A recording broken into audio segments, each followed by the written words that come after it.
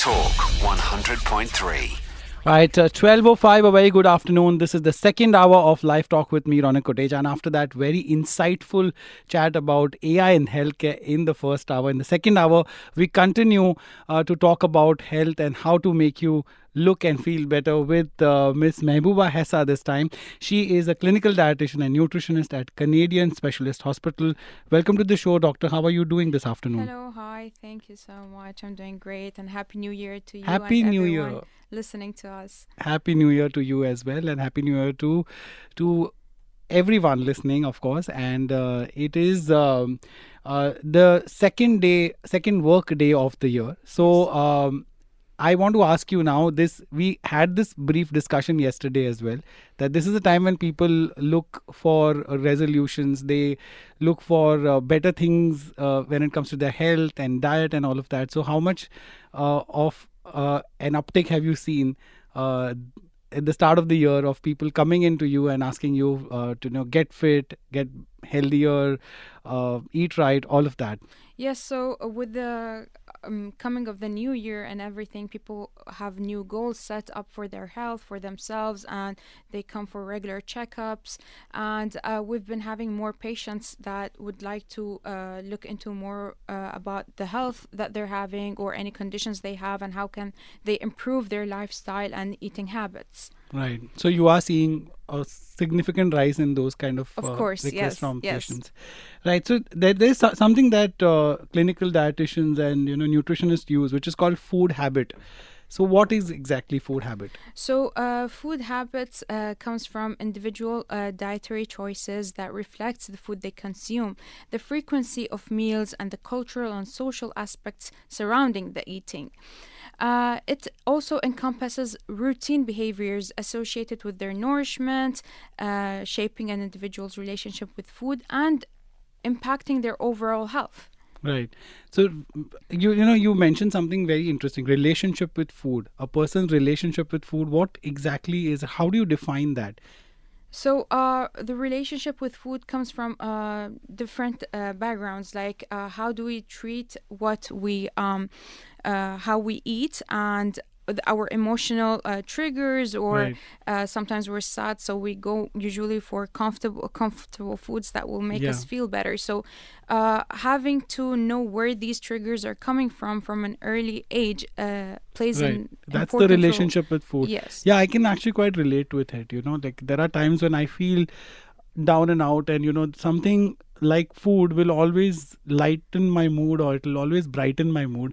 And it's always that excitement about when we say let's go out for dinner, or let's have lunch, that it has a ring to it, right? Yes, People of course. Yeah. immediately that kind They of go for lights you up. comfort foods. Yes, of course. Even things like coffee and like tea, when you say of course it's a lot of social interaction as well over these beverages. Yes. But at the same time, even if you're doing it alone, it gives you that little bit of a sense of pleasure, yes. pleasure, purpose, all of it. Of course, yes. So these food habits, they stem from different kinds of places, right? Like the Yes, culture. What are of those? course. So they're multifaceted. They're influenced by cultural, familiar, societal, and individual factors.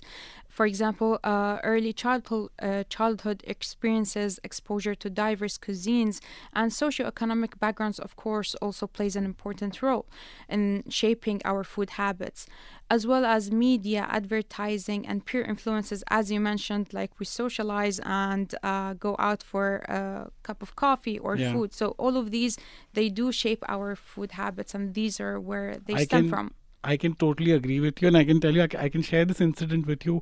One time I was coming on my show. At that time, this show is to be called Talk Health, and I was in the metro, and when you in the metro, when you pass from the Sheikh Zayed Road, there are these line of so many brands that you see which are serving fast food, like, and they are international brands. So I won't name it, I'll just call it fast food, like, and they are international brands. So I won't name it, I'll just call it ABC. And there's this little child who saw that, and he's like, from the metro, he's seeing it all the way there, passing by, and he's like, ABC, and he's shouting, and he's getting so excited with it. And I'm like, okay, I mean, this is good and bad. I think more bad, because it's fast food, and and children being so attracted to it. maybe it's not the right way. As a dietitian, what do you have to say about that? Well, as a dietitian, the thing is about the power of advertisement here is very strong. And one point that I can actually talk about is that now, even for especially speaking about children and the obesity that we're having, obesity issues among children, even the gyms that we're having for children, right after coming out of it, they have lots of fast food chains out there. So we have to try to direct our children towards healthier choices in exactly life. Yes, Yeah, and absolutely. the benefits that they're going to have over just eating and enjoying food. Right. Okay, we'll continue talking to Dr. Hessa about eating right and doing the right things when it comes to our food, so that we feel healthy and we are healthy in letter and spirit. So if you have any questions, 0586861003. It's the start of the year.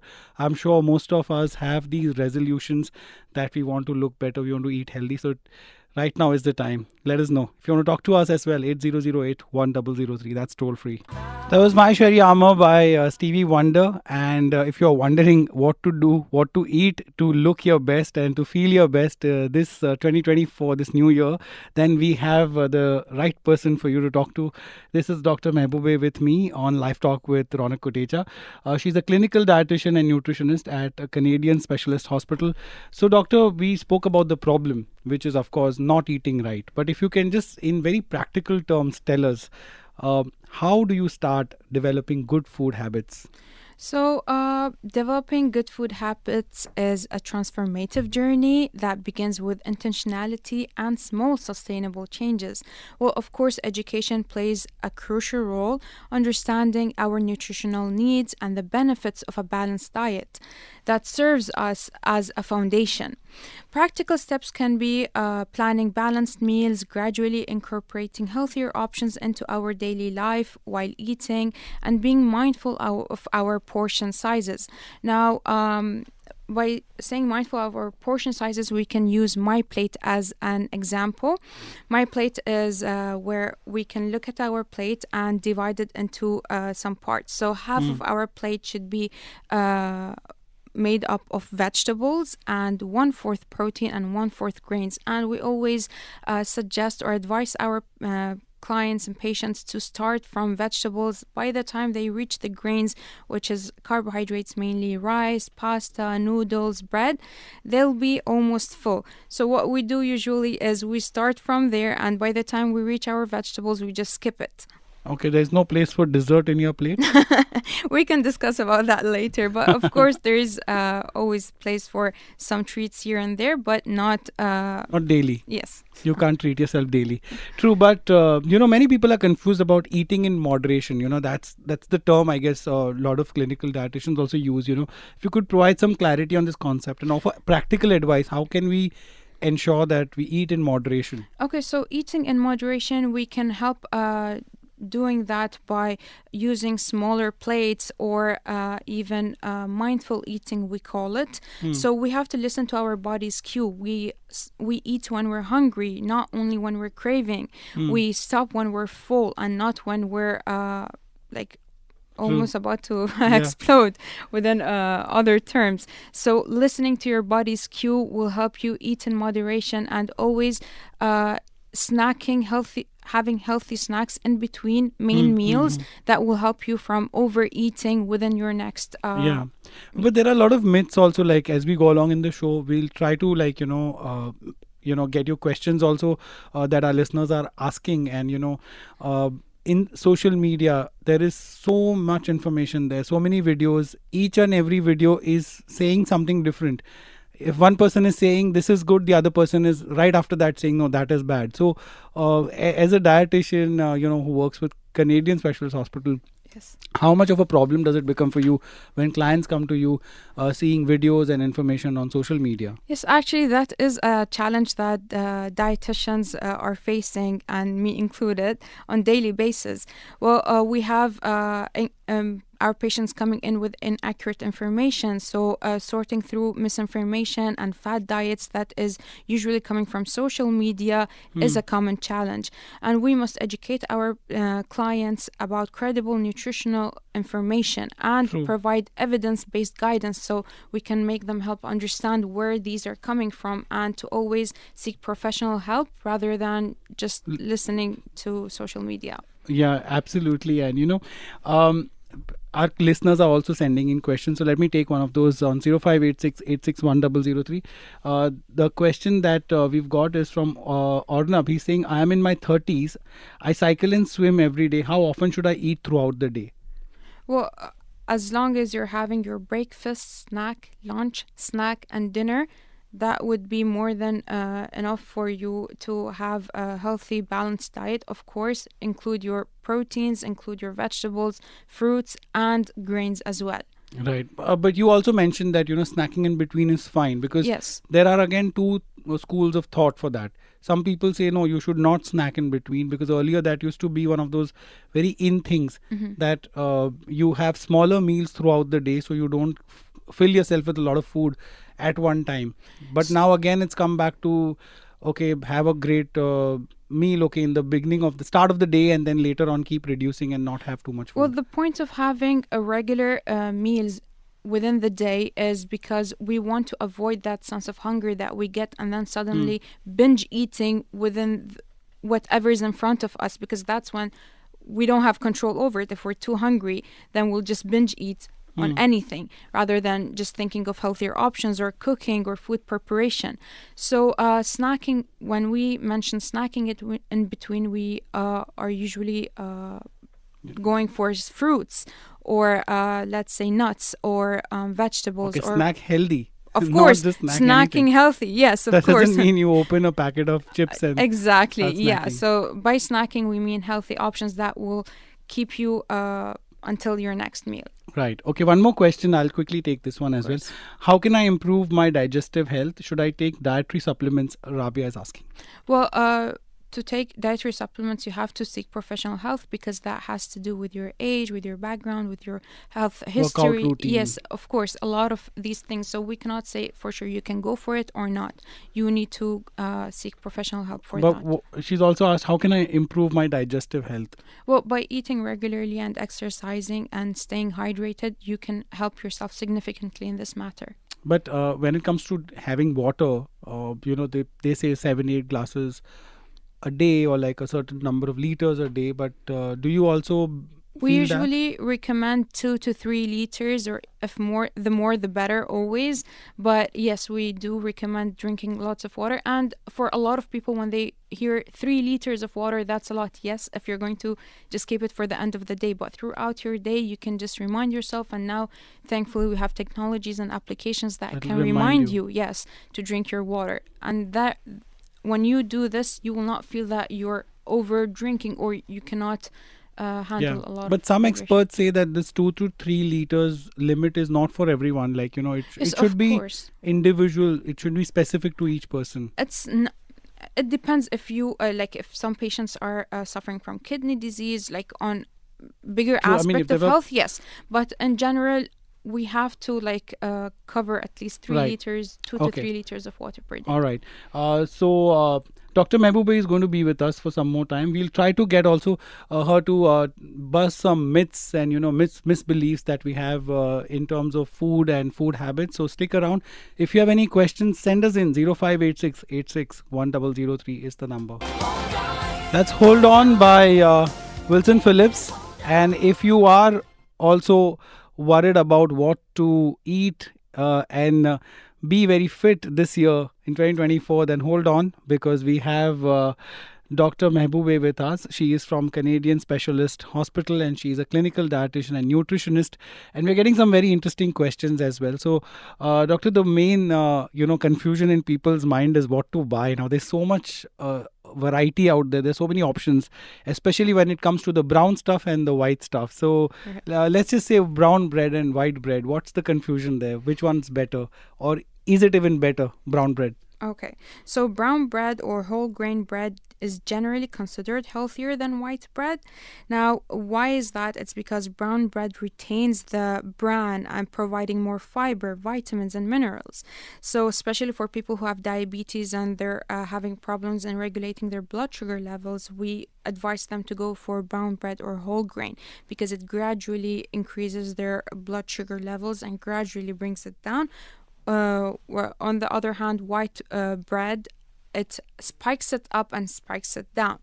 So this will This is the main difference between the two. Yes, this is the main difference. And this, of course, going for brown bread or whole grain does contribute to better digestion and how to sustain the energy within the body and improve our nutrient intake compared to white bread, or we better say refined flour. Okay, but I was recently talking to one dietitian as well. I mean, she doesn't work at a hospital like you. She's at a private practice, but she said that most of the brown breads have caramelized sugar. I mean, so when it comes to buying the right brand or the right thing for yourself, I think you should read the ingredients and see if the brown bread should have any sugar or not. Of course. Now, reading food labels is very important. No matter what we buy from snacks, biscuits, or bread and pasta, rice, anything. But we usually advise patients to go for whole grain rather than brown. True. For one of the main reasons that we would know exactly what's in this one. And absolutely. Yeah. I think that's a safer bet. And if you see the whole wheat bread is not even that brown. I mean, it's a little less dark brown. Yes. But it does it just does the job, for you. So great. Also, there's one more question that people have on their minds, which is about the fad diets and what you see on Instagram. So we wanted to talk about that. So yeah. So dietary myths on social media can mislead a lot of people, making it challenging for us as dietitians to promote our evidence-based advices. Now, they often may face the task of debunking misinformation on the people that are regularly on social media. So there are a lot of fad diets. As an example, we can say ketogenic diet, detox diets, or which is regularly now trending, the cabbage soup diet. Now, these often do promise us a quick weight loss, but then again, it lacks a lot of scientific backing and evidence, and it can also be harmful in the long term. Right. So you have to see a specialist and understand whether this is for you or not. Don't just look at it on somebody else's feed and start trying that, Yes. One more important thing is, I mean, these are all adult diets, but when it comes to children, what are the kind of food habits and, how should we make sure that the children are eating right? So for children, it's a bit different because they are usually more of the picky eaters, and how we can help them to develop healthy eating habits.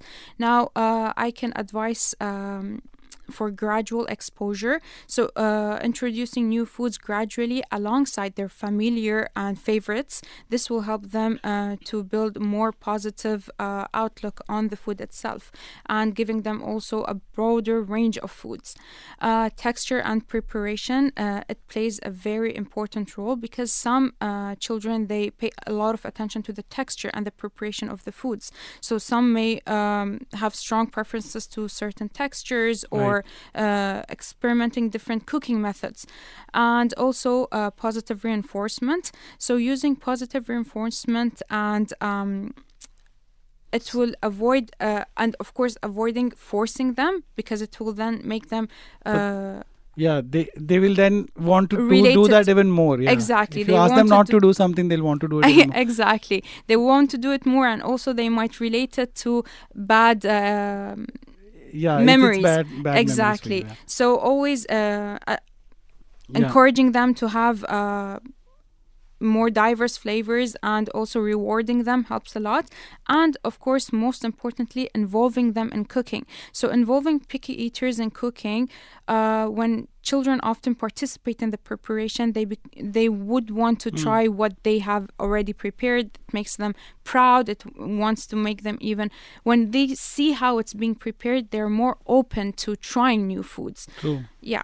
Right. And, but with children also, one of the biggest challenges is sugar, because everything that is sweet is something that they love, be it candies or colas, everything, chocolates. So how do you make sure that, or is it okay for children? I mean, I don't know. If they have sugar, is it fine because they have a completely different metabolism than us? Well, for children, we have to educate them, and positive role modeling, as you mentioned, is very important, because as diet and cola and all of these things, they're fast learners, and they often imitate the behavior of adults. So demonstrating healthy eating habits by incorporating variety of fruits, vegetables, and whole foods in our diet, especially when there are gatherings or family meals, this provides an opportunity for us to set a positive role model for them, rather than if we're having unhealthy foods, fast foods, and soft drinks. Well, of course, the children would want to imitate and try for that. You have to set the example by doing it yourself, right? Just one last question has come in, because we're talking about food. So, I mean, it's not related to children food, but for everyone. Naonika is asking, what is the difference between good and bad cholesterol? Like, I mean, it's a pretty straightforward, I guess, answer, but then also people don't know what is good and bad cholesterol. So good and bad cholesterol, when we say that, it has to do with HDL and LDL. That is from the blood test that we get the results from. So good oil, let's say, that we can have, or a good source of fat, would come from nuts, seeds, avocado, olive oil. Where on the other hand, the bad ones come from fast food and the fat, more processed foods. Processed foods, of course, saturated fat, fried. Yes, all of that. Of course. So this is where we have the good and bad, and this can be fixed through diet and healthy food preparation methods. Okay. Which oil do you use, like at home? We go for canola. Canola oil is good? Is it good? It is good, but again, also going for more oven, grill, these things is not way good. Better. No, it's better to cook our food in oven. Avoiding oil would be way better than just consuming. Let's say some people hear canola oil is good, so they just go for canola oil and they keep on frying their food. So healthy food preparation method. I haven't used canola oil, but I have used the sunflower oil for very limited quantity. If at all something needs to be fried, but otherwise it's mostly olive oil. I feel it's a safer bet. Yes, olive oil is a safer bet, but then a lot of people do not know that with olive oil they cannot go for deep frying or high temperatures or long minutes of cooking. True. So that would be that would harm our health. I think for families it becomes challenging because they have more number of people in the house, and there are times when you need to fry and cook, deep frying and all of that. But for people who are single like me, I don't ever see the need to actually deep fry anything. Yeah. So for me, I think olive oil has worked. In the 6 years that I've been here, I've only in fact used olive oil. That's great. Yeah. So that is where the good that's a good like a brainless like a no-brainer sort of a choice. You don't really have to think much about it. Right, we're almost at the end of the discussion, so just before we leave, if you can just give us some practical tips that this year we are going to be wanting to see ourselves be way fitter than we were last year, so food wise. Okay, so start with meal planning. So plan balanced meals that include a variety of nutrient-dense foods. This will help you avoid last-minute unhealthy choices. Smart snacking, so opt for nutritious snacks like fruits, nuts, or yogurt between meals to maintain your energy levels and prevent, of course, overeating during main meals. Hydration. Prioritize water intake throughout the day. Stay hydrated. This will support your digestion and overall day. Stay hydrated. This will support your digestion and overall health and well-being. Right. Portion control plays a very vital role. So be mindful of the portion sizes. Eating in moderation. Exactly. So be mindful of the portion sizes to avoid overeating. And very basic culinary skills will help you prepare your own food that you're just going to enjoy throughout your day or at work or anywhere else, rather than just ordering from outside or getting from outside. Right. So, since we spoke about oil, we got a question from Nazim. He's saying, very nice and informative topic. Thank you so much. And he's saying, which oil is good? Again, he's asking about the oils, but he's named some 3 different oils, not the ones that we spoke about. He said, if you can ask about the differences between various cooking oils, their smoke point health benefits and which might be the best for cooking. So between sunflower, corn oil and olive oil, of course. So I guess the answer is straightforward, I suppose, Yes. because olive is not there. Yes, no, because I mentioned that like you olive said. oil, does not, it's not good for high temperatures. It can be also cancerous. Right. So sunflower would be your best option. Yeah. Olive oil, usually you can go for preparing eggs or sauteing some foods, but not or for like garnishing. exactly. Maybe, Yeah, Okay. but not for high temperatures. High temperatures. Yeah, he's also asked for clarified butter, which is ghee. I don't know how much you use at home, but we Indians use it a lot. So he's asking if you know about its nutritional content compared to regular butter, and if it is better in a balanced diet. So Traditionally, it is. okay, so moderation is of course key to its saturated fat content. Including ghee in a balanced diet can be beneficial, and but it's essential to consider overall dietary choices and not to overuse it in everything. I tell to a lot of my patients that nowadays we have, let's say, non-stick pans and stuff like that we do not require to use a lot of oil in our food. Although it's not needed, a lot of people are still using it out of tradition and out of what they're used to from generations and generations. So again, balanced diet will play a key role. Important role. Yes. Yeah. All right. Thank you so much, Doctor, most for welcome. sharing all these insights My about pleasure. good food habits. And we hope you have a great year. Thank you to you as well and everyone else. Thank you so much.